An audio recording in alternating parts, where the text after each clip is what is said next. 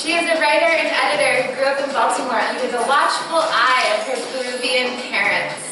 She has lived in New York City, San Francisco, and now Pittsburgh. She loves making zines, I do too, I think those would be part of this, pinatas and pesto, and her Iggy Azalea / JLo fanfiction has 1,491 views on Wattpad. That's 1,491 more than she expected. She has written online about her favorite subjects, including foster kittens, bone marrow donations, and Kim Kardashian's hair washing routine. She would like you to please buy her a ticket to Celine Dion's Las Vegas show. Thank you. Angela Levesque.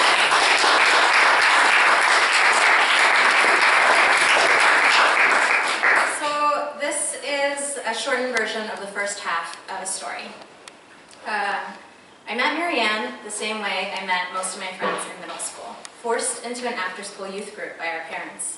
Youth group meant we sat in a circle and we talked about how Jesus wanted to be our friend, or amigo, as Father Jack would say, with an exaggerated wink in my direction. I hated him, but I tried not to take out my feelings on Jesus. I always tried to picture Jesus in a jeans and a band t-shirt, and I wondered if he would be an NSYNC or a Backstreet Boys fan.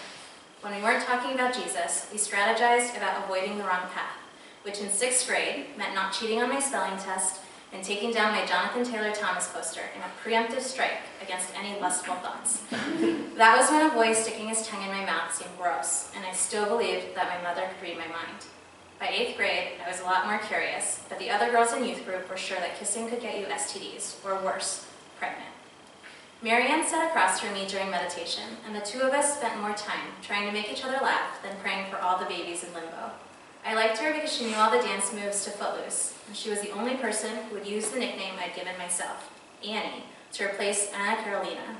She said she found my obsession with hell endearing, and she liked the fact that our names were so close to each other, Marianne and Annie.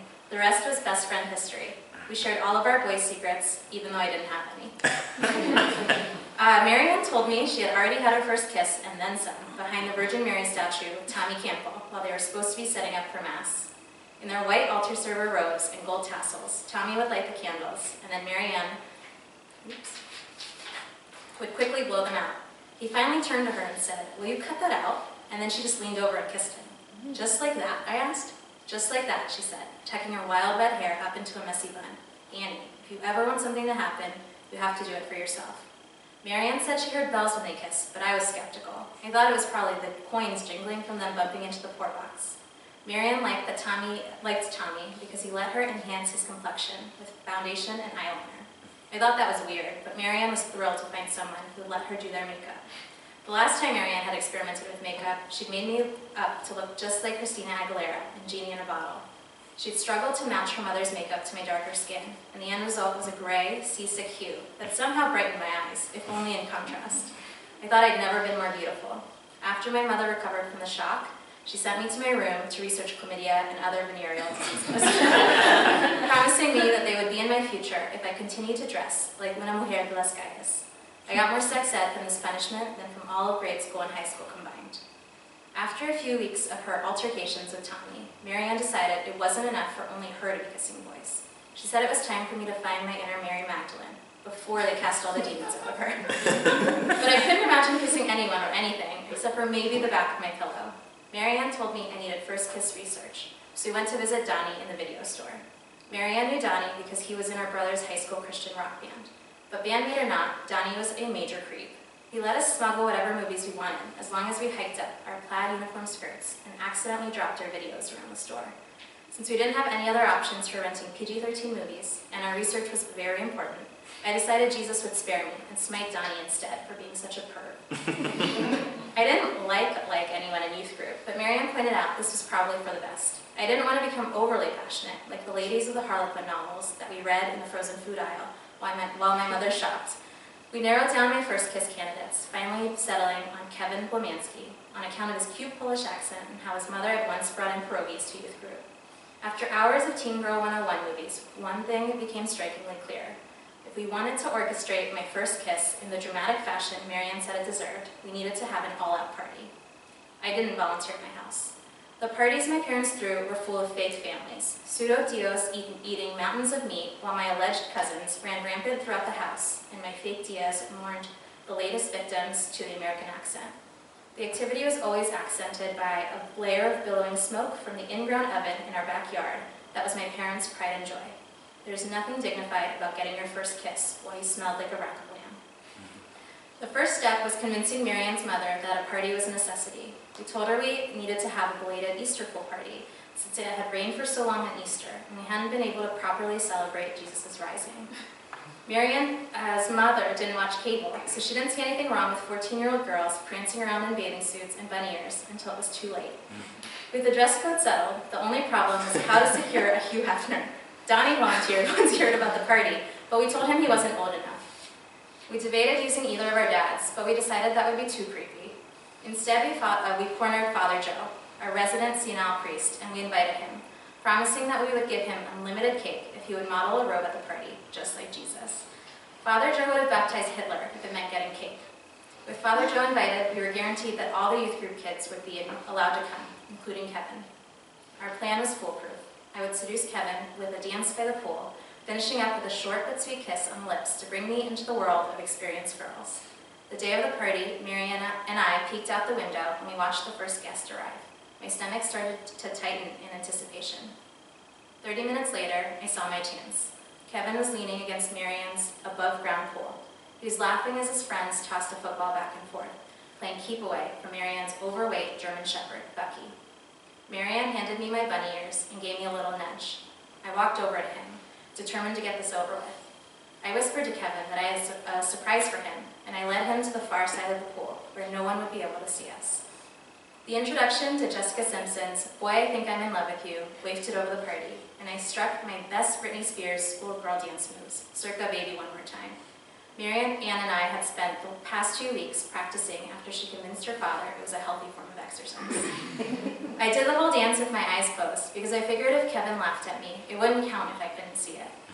I raced through the final stanza, and I peeked open my eyes to find Kevin standing closer to me than ever, definitely interested in what was coming next. As I leaned over to finally kiss him, I glanced down at his shiny Hawaiian blue swim trunks that were suddenly way, way too small. Kevin was too interested. I leapt back. I screamed and leapt back in shock, catching the attention of Bucky, who came barreling over to defend my honor. Bucky darted straight to Kevin, pinning him against the siding of the above-ground pool. The pool buckled against the weight of Kevin and Bucky, finally collapsing and letting loose a flood of water. It was a real Noah's Ark situation. All the girls screamed as they careened out of the pool onto Marianne's mother's garden. I did the only thing I thought reasonable. I turned and ran. I ran, desperately pleading to God that if he was planning on sending me to hell, could he please do so in the next 5 to 10 seconds, just open up the ground and swallow me up so I would never have to see Kevin Blemansky in his stupid bathing suit again. The past 30 seconds kept flashing through my mind as I contemplated just how badly I was going to hell. Marianne's mother's prize rose garden that she had meticulously raised for the crowning of the Virgin Mary, ruined. I'm so going to hell. Kevin Blemansky's boner, definitely going to hell. Hell, hell, hell.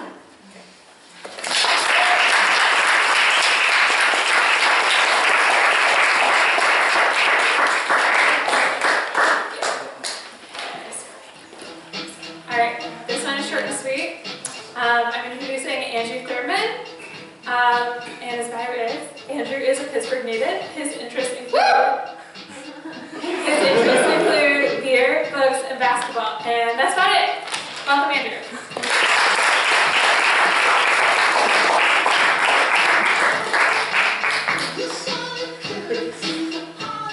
Hey, cohort, thanks for coming. Thanks, Tom. I'm going to read a piece I've been working on for about the past month. Hopefully it'll help in that the parts I'm most embarrassed about are the ones I need to cut out. Here we go. For a few minutes during dawn and sunset, light would enter the house through places it shouldn't. The wall was short of the ceiling a few centimeters in one corner, casting an angled orange line that tracked over the exposed roof beams. Dust motes and bugs floated through thin cones and streaks coming up through the floor. Skeletal bunches of copper bursting through the plaster caught silhouettes, crawling their way over the furniture. My partner, Alexi, and I woke up to this display as a clockwork source of frustration and anxiety. What did it say about us as renovators if we could not fulfill the meager expectation of solid walls? Without a stove, we'd microwave eggs and start our day. I'd drive into town, picking up a tub of roof tar, a tube of caulk, perhaps stop at the lumber yard to check for functional scrap.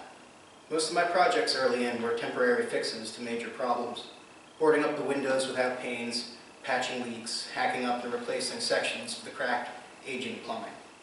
Where I felt like a cartoon character frantically keeping the diaper plugged with my fingers, Lexi was forced to work more slowly, methodically.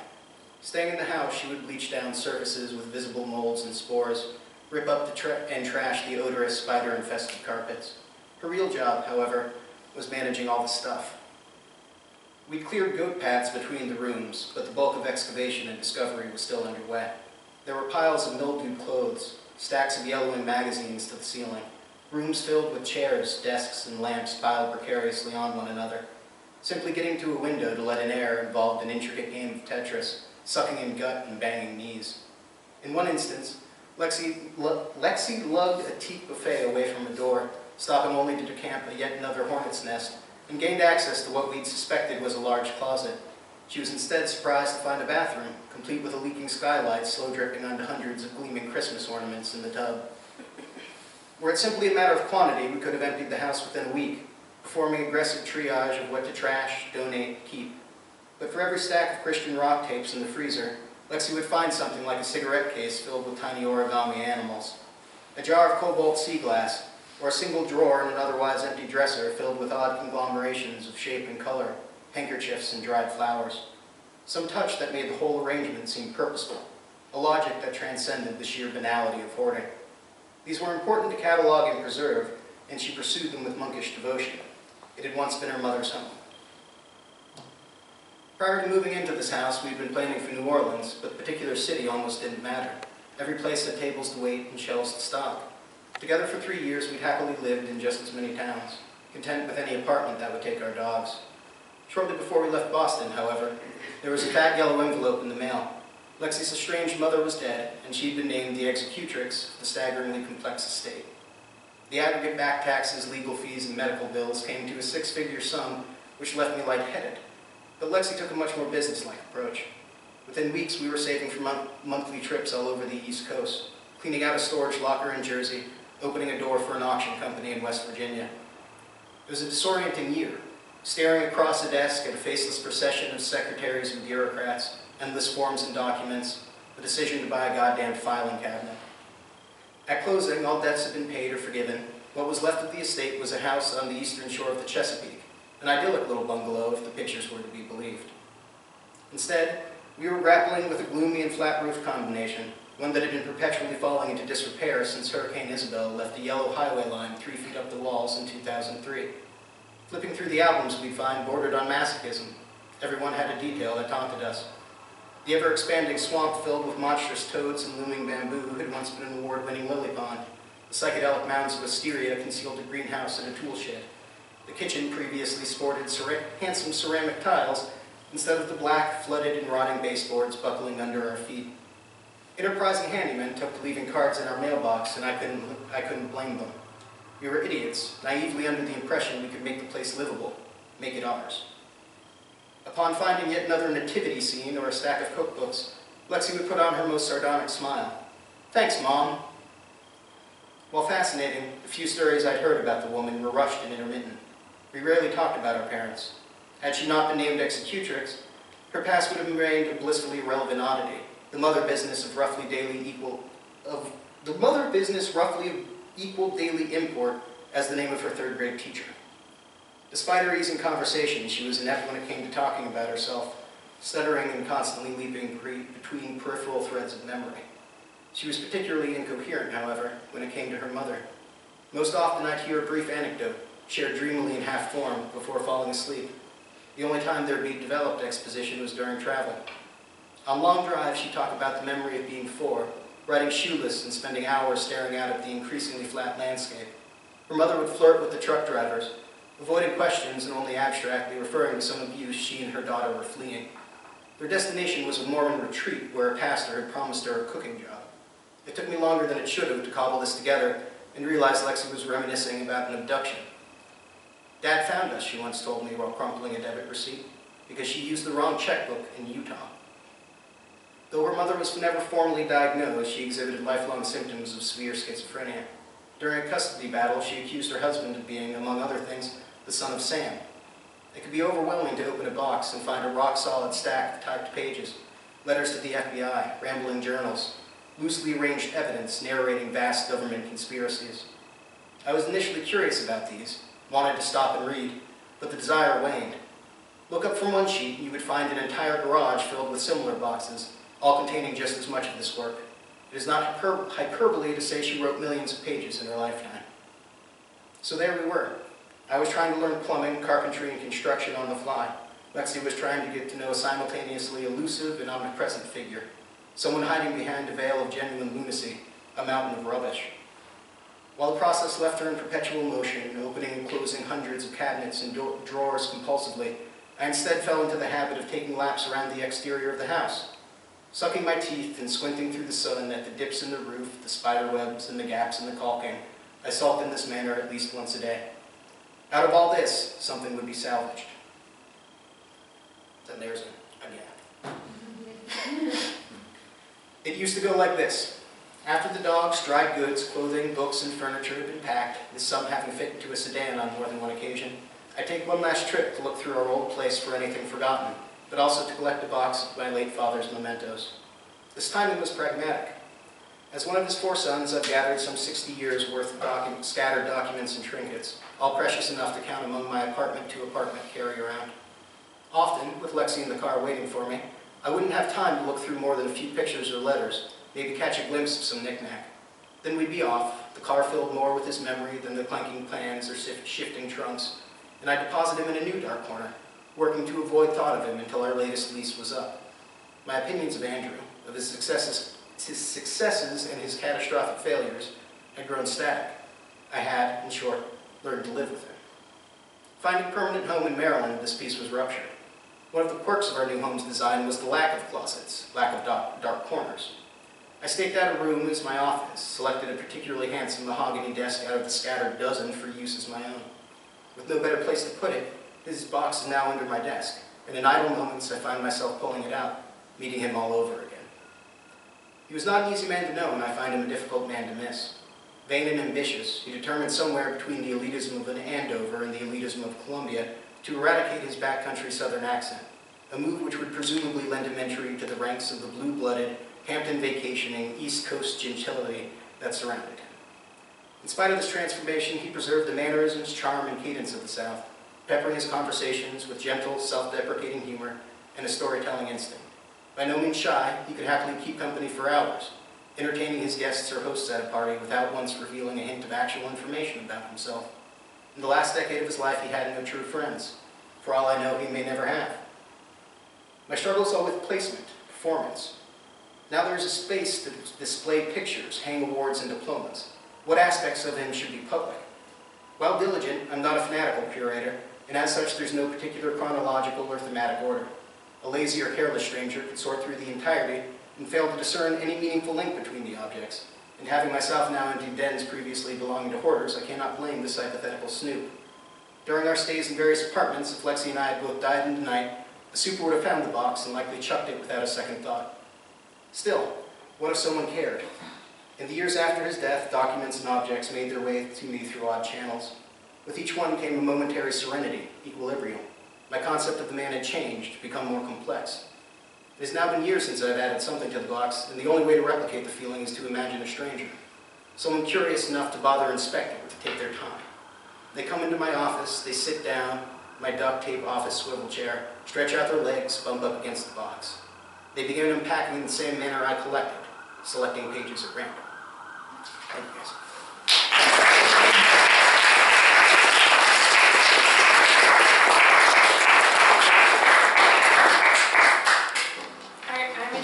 Last reader. John is a first-year fiction student.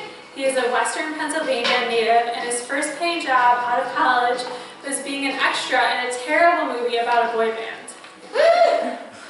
After that, he went on to do all kinds of things, like teach English in Italy, work for nonprofits, play bass in a rock band, and work on grant proposals. When he finally grows up, he wants to be a full-time author. Welcome, John.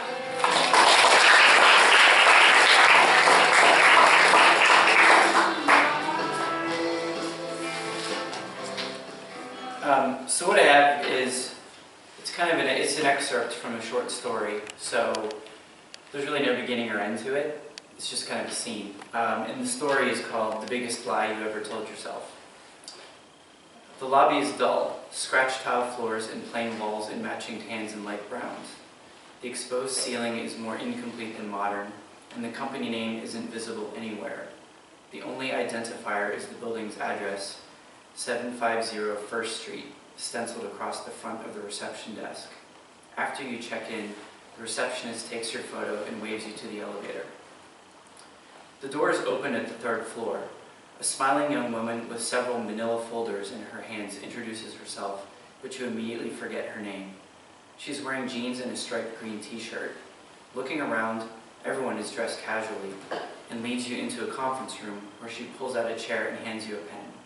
For the next hour, she sits across the table, asking that you review, complete, initial, and sign a non-disclosure agreement, a non-compete agreement, a conflict of interest statement, a document that says any intellectual property you create is property of the company, a statement that your employment is at will and may be terminated by either party anytime for any reason, a W-9, a stock option and retirement fund enrollment forms, a statement which the HR representative explains at length and repeatedly states is not a contract, of the job description, hire date, and annual compensation, and life insurance for which you don't have a beneficiary to name. Before you leave the room, she officially welcomes you to the company and hands you a newly minted badge. It's about the size of a credit card with your photo in the upper left corner and a brown band along the bottom. The name of the company isn't on it. You hold it and look at it as if it were an award. It has that hot plastic smell. The lanyard is stiff, never worn before. You put it on and you feel proud. Now an employee, you head up to the 7th floor to meet your manager. The elevator opens to a dark lobby where the shades are drawn on all the windows and there's a faint smell of buttered popcorn. You pass through a dark maze of monochrome cubicles, searching for the conference room where your manager is supposed to meet you. The only light comes from computer monitors illuminating faces that don't look up when you pass by, and the only sound is the plastic chorus of fingers on keyboards. Eventually, you find the room, but no one is there. You wait for several minutes, looking at a view of downtown skyscrapers through windows spotted with rain. The chairs are fancy and expensive looking, but uncomfortable and cold. The conference table has a cheap artificial wood veneer and is uneven and too big for the room. A wave of magazine sample cologne precedes your new manager's actual presence into the room. He's a little older than you, and he's wearing a purple patterned shirt left untucked from expensive jeans. His thicket of dark hair is best described as flung. He has a Palm Pilot in his left hand, tapping it with the stylus several times before acknowledging that you are there. As you stand up, he thrusts his right hand at you. "Hi, Aaron." By his inflection, you can't tell if he's introducing himself as Aaron or he thinks your name is Aaron. Before you respond, you realize that you've never met him during the interview process. "Have a seat," he gestures to the chair you were sitting in. "I'm the team lead. What's his face? The guy who hired you, he got reassigned to a new group." He reaches in his back pocket and pulls out several sheets of paper, folded lengthwise, and flattens them out on the table. After scanning the pages for a minute, he says, "Your last job was at a cafe? Well, I guess we've all got to start somewhere. Since they offered you the job, you must be all right. But since I didn't hire you, I expect you to prove yourself to me. Show me why you belong on this team and at this company." He emphatically taps his index finger on the desk. "I expect a lot, and you better deliver. The strategic transactions team meets Mondays and Wednesdays to evaluate, and Fridays they bring the results to division management. Everything's due to my inbox no later than Thursday night." Mr. Palm Pilot looks at his watch. "We've got a team meeting in a few minutes. Let's go." He gets up and bolts out of the room, and you struggle to keep up, navigating through the darkness, murmuring, and keyboard tapping. A few yards ahead, you see his hair stride into another meeting room. As you enter, a sallow man about your age stares blankly at nothing in particular. A young woman with straw blonde hair crosses her arms and looks out the window. Another young woman, red in the face and clenching her jaw, fussily arranges papers into separate piles. As he shuts the door, Mr. Palm Pilot announces to the room, "Everyone, this is the new employee." Then he firmly tells you to have a seat, we've got work to do, and you've got a lot to learn. After the meeting, your new coworkers silently disperse, and you wander the cubicles looking for yours. Eventually, you find it in a dark, windowless corner among a set of empty desks. The whole area smells like gym sweat and old coffee. The closest neighbor, a few seats away, a young woman wearing headphones, staring at her screen with focus and intensity. You try to catch her gaze, to find some kind of acknowledgement, but there's nothing there. You sit down at your desk, which is no larger than an unabridged dictionary, and log in. The desk is sticky, as if a sugary drink had been spilled and hastily wiped up. The keyboard feels greasy and is full of crumbs and dust. From the letters, some of the letters, namely the E, R, A, and M, are almost completely worn off, and the spacebar is a shiny spot from being hammered by a right-hand thumb. As you begin working, your eyes begin to strain from the bright screen. You wonder when they will turn the lights on.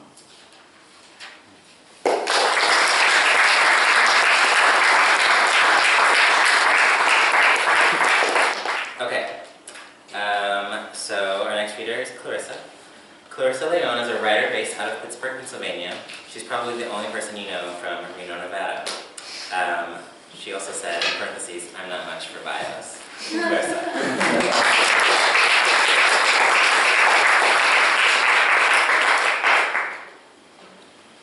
This was the song I wanted to play. Oh. It's okay. Well, I feel bad. Okay. I'll be really short. No, take your time. You're good. Really short. You look great, too. Okay, so thank you.